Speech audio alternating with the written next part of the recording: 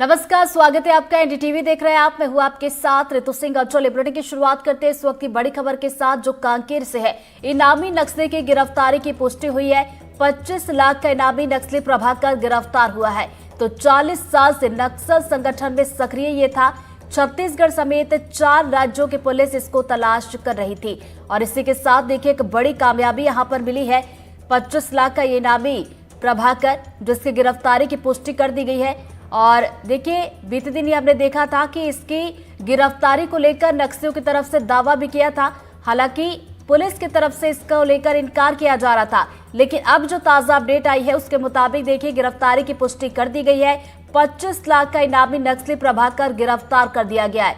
तो देखिए 40 साल से नक्सल संगठन में ये सक्रिय है और छत्तीसगढ़ समेत 4 राज्यों की पुलिस इसकी तलाश कर रही थी। ज्यादा जानकारी के साथ हमारे सहयोगी नीरज तिवारी जुड़ गए, सीधा उनका रुख करेंगे। नीरज, देखिए प्रभाकर की बात की जाए, 25 लाख के इनामी नक्सली 4 राज्यों की पुलिस तलाश कर रही थी। एक बड़ी सफलता कही जाएगी ये।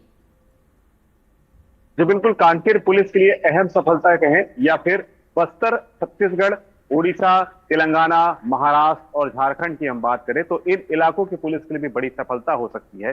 क्योंकि ये जो प्रभाकर है, ये विगत जब से बस्तर में माओवाद 40 दशक से अपना पैर पसारना शुरू किया था, उसी दौर के समय से ये माओवादी सक्रिय था। 1984 के दशक में 1984 के समय में माओवाद ग्रस्त इस इलाके में जब प्रवेश किया, उस समय से ये सक्रिय था, तो अभी तक भी वो सक्रिय रहा है। लेकिन 40 दशक के बाद एक बार फिर प्रभाकर को अंततः पुलिस ने पकड़ लिया और बड़ी सफलता इसमें मिली है।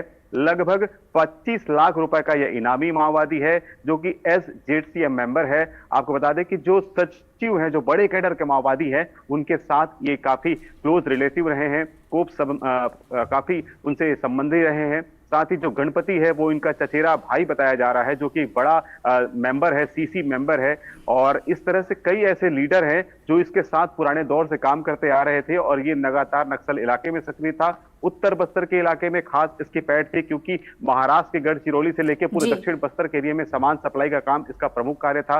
इसके अलावा दूसरे राज्य थे, उस दूसरे राज्यों में भी सामान सप्लाई किया करता था। नक्सल सामग्रियों का जो भी सप्लाई काम होता था, पूरी की पूरी इसी से जुड़ी हुई तार थी। और ये तमाम जो बड़े कैडर के माओवादी थे उनसे संपर्क, बिल्कुल बड़े कैडर के माओवादियों में से एक था। बड़ी सफलता इसे कही जाएगी। बहुत बहुत शुक्रिया आपका नीरज, जानकारी के लिए। मैं सूचना प्राप्त हुई थी कि उत्तर बस्तर डिवीजन के टॉप लीडर में से कोई एक नक्सली बाहर आया है और हमने इसके लिए MCP लगाई थी। और MCP के दौरान अंतागढ़ के पास हमें एक संदिग्ध व्यक्ति मिला, जिससे पूछताछ के दौरान पता चला कि वह उत्तर बस्तर SZCM रैंक का प्रभाकर उर्फ बलमोरी नारायण है, जिसे हमने गिरफ्तार किया आज। और उसके खिलाफ जो पहले से पंजीबद्ध अपराध थे उसमें हम उसको गिरफ्तार करके आगे की कार्रवाई के लिए जेल भेज रहे हैं।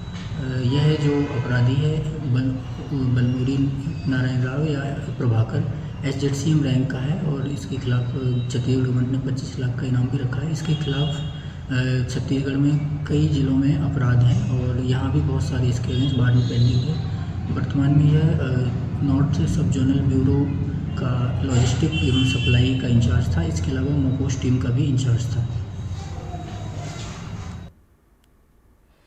बड़ी खबर बीजापुर से, जहां पर जवानों ने नक्सली स्मारक को ब्लास्ट किया है। बाटे बागू कैंप खुलने के बाद जवानों ने ये बड़ी कार्रवाई की है। 90 फीट ऊंचे स्मारक को जवानों ने ब्लास्ट करके ध्वस्त किया है और स्मारक को नक्सलियों ने स्थायी मंच बनाकर रखा था। बताते चले कि 3 अगस्त 2023 को नक्सलियों ने इसका उद्घाटन भी किया था और 500 हथियारबंद नक्सलियों ने इसका उद्घाटन किया। नक्सलियों के बड़े लीडर्स का सेफ जोन इलाका ये रहा है। तो देखिए CRPF, DIG और बीजापुर SP भी इस दौरान मौके पर मौजूद रहे और ये मौके की तस्वीरें जब इस स्मारक को ब्लास्ट करके ध्वस्त किया गया। बताते चले कि बीजापुर के पामेड़ थाना क्षेत्र का ये पूरा मामला है। तो ये तस्वीरें आपको दिखा रहे हैं जहां पर जवानों ने नक्सली स्मारक को ब्लास्ट किया है। वाटे वागू कैंप खुला और उसके बाद जवानों ने ये बड़ी कार्रवाई की है, जिसकी तस्वीरें आप देख रहे हैं। ज्यादा जानकारी के साथ हमारे सहयोगी मुकेश चंद्राकर हमारे साथ जुड़ गए, सीधा उनका रुख करेंगे। मुकेश, तस्वीरें दर्शकों तक पहुंचा रहे हैं और कैंप खुला उसके बाद एक तरीके से जवानों की बड़ी कार्रवाई देखने को मिली है।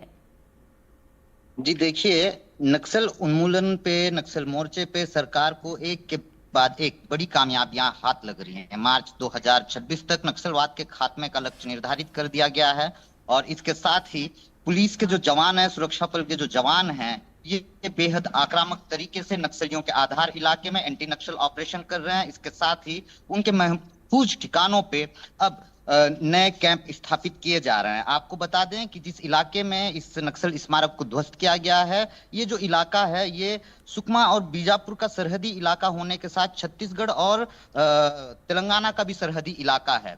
इस इलाके में नक्सलियों के बड़े लीडर्स की मौजूदगी होती है और लगातार इस इलाके में कैंप खुलने से माओवादियों को बड़ा नुकसान उठाना पड़ रहा है। कल ही वाटेवागू कैंप इस इलाके में नया कैंप स्थापित किया गया और आज जो है 90 फीट ऊंचे इस स्मारक को ध्वस्त कर दिया गया। उसके साथ ही इस जगह पे नक्सलियों का स्थायी मंच रहा जिसे ध्वस्त कर दिया गया। 90 फीट ऊंचा स्मारक था, इसे बड़े आसानी से नहीं ढहाया जा सकता था, तो लिहाजा ब्लास्ट कर जो है इस स्मारक को ध्वस्त कर दिया गया। जानकारी के लिए बता दें कि 3 अगस्त 2021 को करीब सशस्त्र 500 माओवादियों और करीब 10,000 ग्रामीणों की उपस्थिति में इस मंच का उद्घाटन किया गया था। और ये जो नक्सल स्मारक है, नक्सलियों के टॉप लीडर्स जो होते हैं, RK यानी कि रामकृष्ण, जो सेंट्रल कमेटी के सदस्य रहे हैं और इस इलाके में काफी सक्रिय रहे हैं, उनकी याद में, उनके सम्मान में नक्सल संगठन द्वारा इस स्मारक का निर्माण करवाया गया था। और 3 अगस्त 2021 को जो है बड़ी संख्या में मीडिया की उपस्थिति में जो है एक बड़े कार्यक्रम को आयोजित कर इस नक्सल स्मारक को जो है इस नक्सल स्मारक के साथ ये जो मंच है इसका उद्घाटन किया गया। बिल्कुल बड़ी संख्या में नक्सलियों की मौजूदगी में इसका उद्घाटन किया गया था और अब जो है इसे ध्वस्त कर दिया गया है। बहुत बहुत शुक्रिया आपका जानकारी के लिए।